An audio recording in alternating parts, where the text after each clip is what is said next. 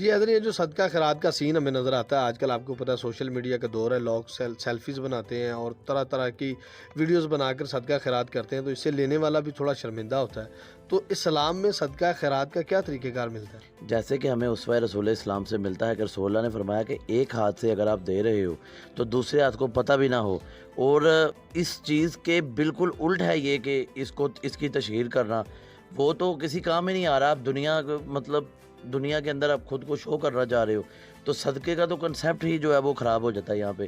اور جیسے social media open ہوئی ہے، موبائلز عام ہو گئے ہیں، نیٹ اتنا عام ہو گیا، تو لوگ اب تو تقریباً ہر جگہ پہ چلتا ہی یہ ہے کہ بڑے بڑے ڈیروں کے باہر بندے بلا کے بٹھا لیتے ہیں، اور پھر ان کے پاس پورا دن بیٹھے رہتے ہیں، اور رات کو پھر ان کو کچھ ایک توڑا دے کے تو رخصت کر دیتے ہیں، ان سب کی بھی سفید پوشوں کی تصویریں اتارتے ہیں۔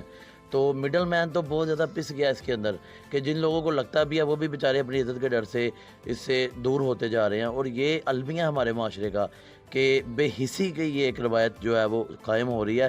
اور اس کے بعد ہم جس طرح دیکھتے ہیں کہ رسول اللہ کے جد بزرگوار جو تھے وہ صدقہ خیرات کرتے رہے اور سقائی کرتے رہے، اور خانہ کعبہ کے اندر جب لوگ حج کرنے کے لیے آتے تھے، اسلام سے پہلے بھی حج ہوتا رہا، تو اس کے دوران بھی لوگوں کو اتنا نواز سے رہے، اتنی لوگوں کے ساتھ محبت کرتے تھے، لیکن اس کی بجائے انہوں نے کبھی بھی اس چیز کا تقاضا نہیں کیا کہ ہمیں کہیں پہ بہت زیادہ جائے اور ہماری عزت و اکرام کیا جائے اس معاملے میں۔ لیکن آپ کو پتہ ہے کہ سخی انسان کی عزت دشمن بھی کرتا ہے، یہ فرامین میں ملتا ہے۔ تو یہ سخاوت چیز ہی ایسی ہے، تو اس سخاوت نے جو ہے رسول اسلام کے خاندان کو مقبول و معروف کیا کریں گے۔ جی زبیر، جناب رسول خدا اور ان کی آل سے جو صدقہ و خیرات کے ہمیں احکامات ملتے ہیں، اس کے بارے میں تواریخ کیا کہتی ہیں؟ نمائندگان الہی جو پروردگار کی طرف سے آئے ہیں، ان کا تو خاصہ ہے سخاوت، جود و سخا کرنا تو پوری دنیا کے اندر ان سے کوئی سیکھے۔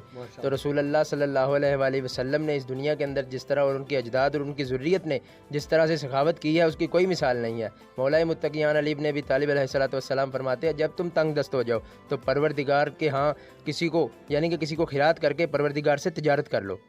تو امام زین العابدین علیہ السلام نے اپنی زندگی کے اندر بارہا لوگوں کے ساتھ ایسے کیا کہ اپنی گھر کی جمع پونجی میں سے آدھی رقم کسی غریب کو دے دیا کرتے تھے، راتوں کو اٹھا کر لوگوں کے گھروں کے اندر راشن تقسیم کیا کرتے تھے، اور لوگوں کو پتہ بھی نہیں ہوتا تھا۔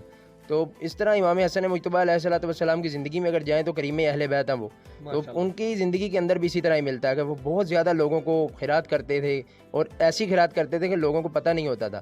مولا متقیان علی بن ابی طالب علیہ السلام کی شہادت کے موقع پر ایک واقعہ ملتا ہے کہ جب آپ کی شہادت ہوئی، 19 کو آپ کو ضرب لگی ہے، تو 21 کو آپ کی شہادت ہوئی ہے۔ جب شہادت کے بعد امام حسن حسین علیہ السلام آپ کو دفن کر کے واپس آ رہے تھے، تو جب کوفے سے گزرے ایک علاقے سے، تو ایک خرابے سے ایک رونے کی آواز آ رہی تھی، ایک بوڑھا نبینہ بوڑھا رو رہا تھا۔